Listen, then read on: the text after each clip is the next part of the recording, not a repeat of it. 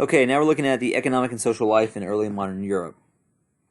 It's a little difficult to generalize life in early modern Europe because conditions vary from region to region, but general trends do emerge for the period. Economic expansion and population growth. By the end of the 15th century, Europe was ushering in an age of economic expansion that sharply contrasted with the decline that had taken root in the 14th century with its disastrous famines and plagues. The key development in this period was the growth of population. To use France as a typical example, the population doubled from 10 to 20 million from 1450 to 1550. This significant population expansion was very important for economic productivity in an age in which manpower was still far more important than labor-saving technology. The expansion of Europe's population also provided for additional consumers, which meant that there were greater incentive to bring more food and other essentials to market. The growth of population also had an impact on other important developments. The significant increase in prices in early modern period, which had become known as the price revolution. Initially, historians thought that this increase came from the influx of precious metals from the New World and the debasement of their coinage by money-hungry monarchs, but it is also apparent that it was the population growth that put pressure on the prices of basic commodities such as wheat. The inflation did not increase as at a rate that would impress a modern consumer, which grain prices increased nearly 500%, which sounds much more impressive until you take into account that this increase took place in a 150-year period from 1500 to 1650. Nevertheless, for a society that was accustomed to stable prices, a price increase of this magnitude came as a shock.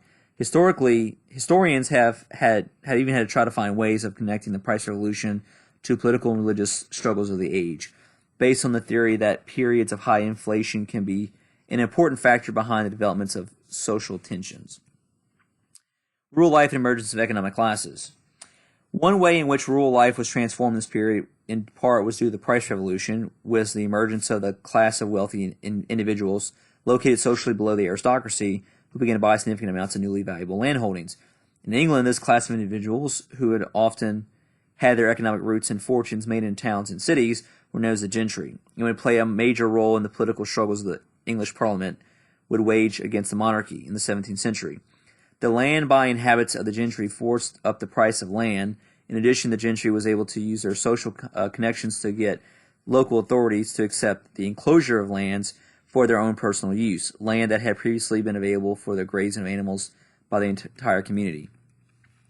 The problem of rural poverty became significantly worse in the early modern period, with many small farmers reduced to the role of beggars, spending their days tramping from one locale to another. Increasingly, the problem of poverty weighed on the political elite. In Catholic lands, the church remained the major provider of social services, while in Protestant countries it became the task of the state to provide for the destitute, such as the first English Poor Law during the reign of Queen Elizabeth. Although rural overpopulation was a problem throughout most of Western Europe and Eastern Europe, low population density was a much more serious problem, leading wealthy landowners to solve their labor shortages by binding the formerly free peasantry to the land in the process of enserfment. Farm life.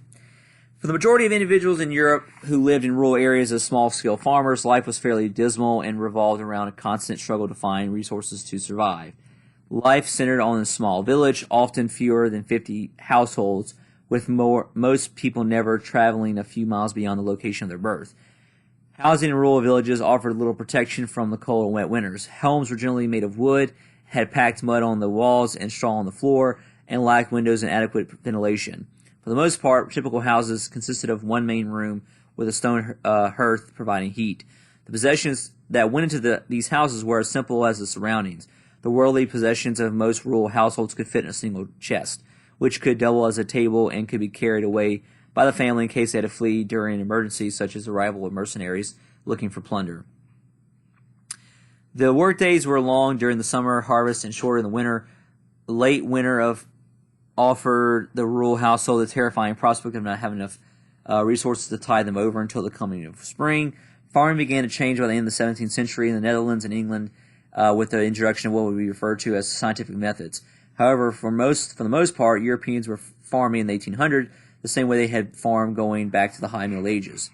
The three-field system, where crops were rotated across three pieces of land, were used in North Europe, while the two-field system predominated in the Mediterranean region. Farmland in most rural areas was set out in long strips, with individual peasant farms owning a portion of land in each of the strips. Because animals such as cows and sheep needed copious amounts of food, common lands in each village were shared, although the wealthy rural elite was increasingly converting the common land, or coveting the common land, most of which was used by the farmers for their own households, leaving very little to be brought to market. The diet of the average European peasant farmer was incredibly monotonous, with most calories coming from grain in various forms, ranging from dark bread to grilled beer. Life in cities and towns. Although towns and cities had scarcely more than 10% of the overall population, they provided for some variation of from what Karl Marx would call the idiocy of rural life. Townspeople in general live better than the rural counterparts, with better housing and a more varied diet, although urban poverty was also increasing this period. There was also a much greater variety of occupations, with a much greater emphasis on specialization, with specific tasks such as baking and brewing taking place in specific quarters in town. Guilds, which began to dominate urban economy during the High Middle Ages, continued to play a role in production of commodities down to the time of the French Revolution.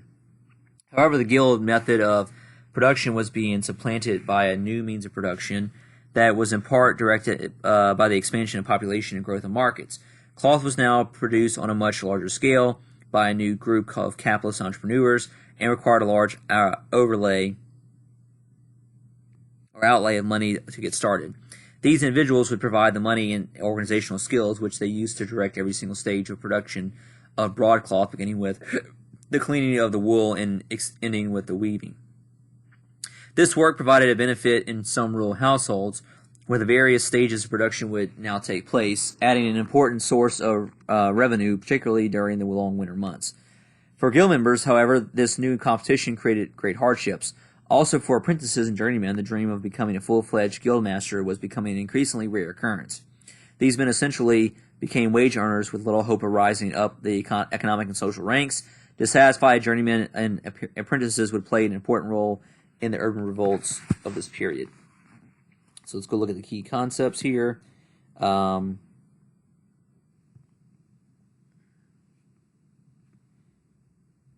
we? Hang on a second. Yeah, okay. All right, so we're looking at that's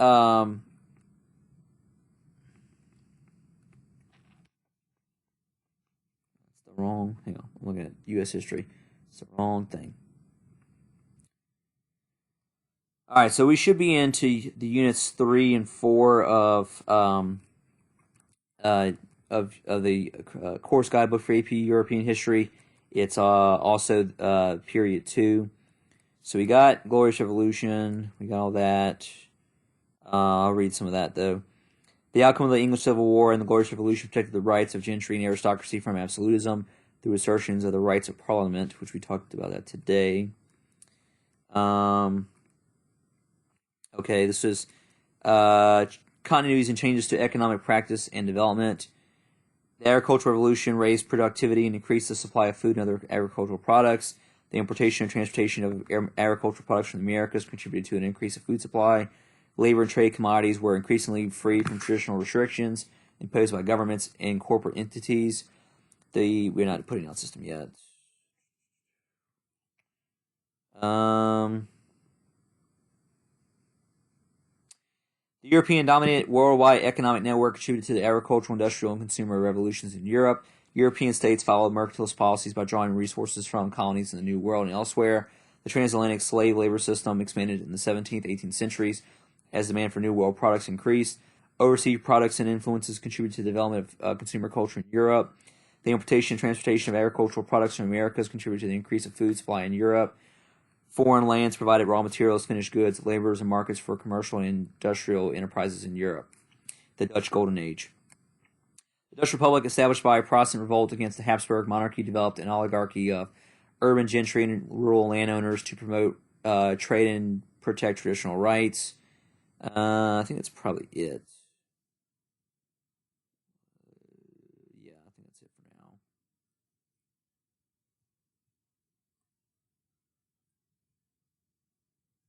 Let me check unit 4 here.